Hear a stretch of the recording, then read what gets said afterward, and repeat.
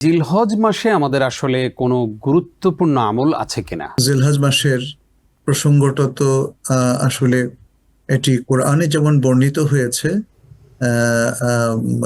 কিছু কিছু জায়গায় মুফাসসিরিন কেরাম সেগুলোকে বলেছেন এটা জিলহজ মাসের প্রথম 10 দিনের কথাই বলা হয়েছে। যেমন সূরাতুল ফজরে আল্লাহ সুবহানাহু ওয়া তাআলা বলছেন ওয়াল ফজরি ওয়া লায়ালিন আশর, আর ফজরের শপথ এবং 10 রাত্রি শপথ। 10 রাত্রি বলে এখানে 10 দিন, এবং 10 দিন বলতে আল আশরুল আওয়াইল মিন যিল হিজ্জা, এটা জিলহজ মাসের প্রথম 10 দিন। জমহুরুল মুফাসসিরিন এই বিষয়ের উপর তারা একমত হয়েছেন। আর অনুরূপ বার্তা আমরা পাই ইবনে আব্বাস রাদিয়াল্লাহু তাআলা আনহুর একটা হাদিসে, সহিহ হাদিস, যেটি নবী সাল্লাল্লাহু আলাইহি সাল্লাম থেকে তিনি বর্ণনা করেছেন। নবী সাল্লাল্লাহু আলাইহি সাল্লাম বলেছেন, মা মিন আইয়ামিন আল আমালুস সালিহু ফিহা আহাব্বু ইলাল্লাহি মিন হাযিহিল আইয়াম, আই মিন আল আশরিল আওয়াইল মিন যিল হিজ্জা।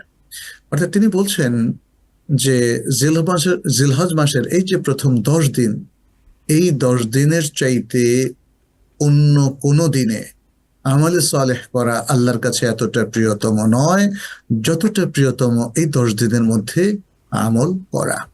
তাহলে কি সে আমল? আপনি সেটাই জিজ্ঞেস করেছেন, জি জি। যে আমল আল্লাহর কাছে অত্যন্ত প্রিয় এই 10 দিনের মধ্যে আমল করা। আমরা সেগুলো বলার আগে সামান্য একটু বলে নেই কেন ফজিলাত। এই 10 দিনের মধ্যে এত ফজিলাতের মূল কারণটা কি? মূল কারণটা হলো এই 10 দিনের মধ্যে উম্মাহাতুল ইবাদাত, মৌলিক সকল ইবাদত একসাথ হয়ে যায়। সালাত, সিয়াম, সাদাকা, হজ, উমরা ইত্যাদি এগুলো একসাথে চলে আসে। এবং এই দিনগুলোতে আল্লাহর অনেক বেশি জিকির হয়, আল্লাহর কাছে লাব্বাইকা পড়া হয় অনেক বেশি।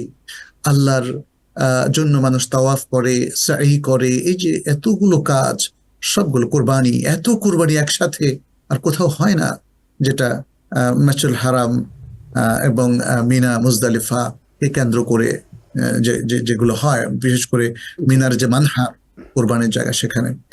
এছাড়াও আমরা দেখি যে এই দিনগুলোর মধ্যে আছে ইয়ম আরাফার মতো পৃথিবীর শ্রেষ্ঠ একটি দিন, এবং আছে কোরবানির দিনের মতো আযম আইয়ামি দুনিয়া, পৃথিবীর শ্রেষ্ঠ দিন। ফলে এই দিনগুলোর মধ্যে শ্রেষ্ঠ দিনের উপস্থিতি, শ্রেষ্ঠ আমলের উপস্থিতি বান্দার আমলকে একটা অন্যতম উচ্চতায় নিয়ে যায়। তাহলে বান্দা কি আমল করবে? বান্দা এই দিনগুলোতে আমল করবে সালাত। সে ওয়াক্তের সালাত যেমন পড়বে, সেখানে কোনো কমতি তো করবেই না। জি। এছাড়াও সুনানা রাওয়াতেব, নওয়াফেল, সালাতুদ দুহা, কিয়ামুল লাইল এগুলো আদায় করবে। দ্বিতীয় যে আমল, সেটা হলো জিলহজ মাসের 10 তারিখের আগ পর্যন্ত সিয়াম পালন করা। প্রথম 9 দিন সিয়াম পালন করা মুস্তাহাব। বিশেষ করে 1 থেকে 8 তারিখ পর্যন্ত হাজিরাও সিয়াম পালন করতে পারে, নন হাজিরা তো পারেই। যদিও হাজিদের ক্ষেত্রে উত্তম হচ্ছে হজের জন্য প্রস্তুতি রাখা, অর্থাৎ নিজেদেরকে সবল রাখা। তারা যদি 8টা সিয়াম রেখে সবল থাকতে পারে সেটা উত্তম, অথবা তারা একদিন সিয়াম রেখে একদিন ভাঙতে পারে, কিংবা সোমবার বৃহস্পতিবার সিয়ামগুলো তারা রাখতে পারে। তবে নন হাজি যারা, তারা যদি একদম একাধারে সবগুলো রাখতে পারে 9 তারিখের তথা ইয়ম আরাফার সিয়াম সহ, সেটা খুবই উত্তম, যেহেতু রাসূলুল্লাহ সাল্লাল্লাহু আলাইহি ওয়াসাল্লাম বলেছেন, সিয়াম ইয়ম আরাফা আহতাসিবু আলাল্লাহ আন ইউকাফিরা সানাতা আল্লাতী ক্বাবলাহু ওয়াস সানাতা আল্লাতী বা'দাহু।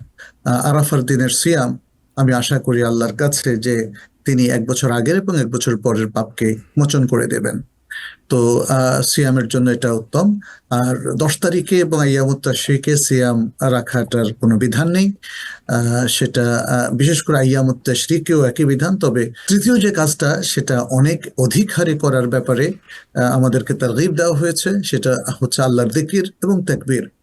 হাজী সাহেবরা যতগুলো আযকার পড়ে, এগুলো সবই জিকিরের মধ্যে আসে।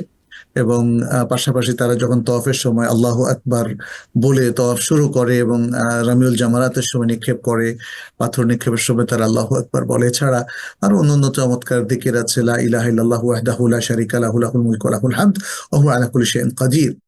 এবং দেখা যাচ্ছে যে জিলহজ মাসের একদম শুরু থেকে তাকবীরে আম আছে, তাকবীরে খাস আছে। তাকবীর আম হলো একদম প্রথম থেকে আইয়ামুত তাশরিকের শেষ পর্যন্ত আল্লাহু আকবার, লা ইলাহা ইল্লাল্লাহু, আল্লাহু আকবার ওয়া লিল্লাহিল হামদ পড়া।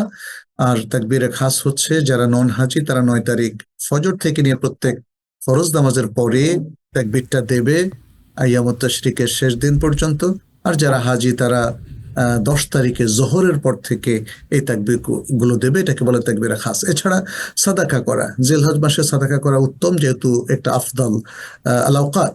তারপরে কোরআন বেশি বেশি পড়া, আল্লাহর কাছে বেশি বেশি দোয়া করা, এবং জিলহজ মাসের অন্যতম বড় আমল হচ্ছে হজ এবং উমরা। আর যারা বিশেষ করে মক্কা মদিনা অবস্থান করছেন হজ এবং উমরার উদ্দেশ্যে, তাদের জন্য এই আমলগুলো অত্যন্ত উত্তম। এর পাশাপাশি কিন্তু আরো কিছু আমল তারা করতে পারে, সেটি হচ্ছে সকাল সন্ধ্যার আজকারগুলো পড়তে পারে, এবং তারা নফল সালাতের পাশাপাশি তারা মানুষকে খাওয়াতে পারে। তারা অন্যদেরকে যদি নফল সাওমও রাখে তবুও তাদেরকে ইফতার করানো যেতে পারে। মক্কা মদিনায় জমজমের পানি অনেক সময় আশেপাশে পাওয়া যায় না, তখন কেউ কেউ হয়তো তার ছোট্ট বোতলে করে মানুষকে এই গরমের দিনে পানি পান করাতে পারে। ইত্যাদি নানা রকম আমলের বিশাল সুযোগ আছে, এবং আমি মনে করি যে আরেকটা সুযোগ আমরা গ্রহণ করতে পারি, বিশেষ করে বাংলাদেশ থেকে যারা আমরা হজে যাচ্ছি, কিংবা পৃথিবীর বিভিন্ন জায়গা থেকে বাংলা ভাষাভাষীরা আমরা যাচ্ছি, অন্য দেশের মুসলিমদের কৃষ্টি কালচার সম্পর্কে জানা, তাদের সাথে মত বিনিময় করা, তাদের সাথে সহানুভূতি বিনিময় করা, এবং এর মধ্য দিয়ে ভ্রাতৃত্ববোধের একটা পরিচয় দেওয়া। এভাবে আমরা আসলে আরো অনেক ভালো ভালো কাজ করতে পারি। Ad-Din Television, a complete way of life.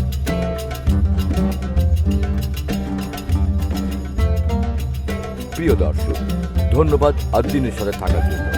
এমন আরো সুন্দর সুন্দর ইসলামিক কন্টেন্ট ও সবশেষ আপডেট পেতে সাবস্ক্রাইব করুন আমাদের ইউটিউব চ্যানেল ad-Din এবং পাশের বেল আইকনটি চাপুন। পরবর্তী সকল ভিডিও নোটিফিকেশন পেতে যুক্ত থাকুন আমাদের সোশ্যাল মিডিয়ায়।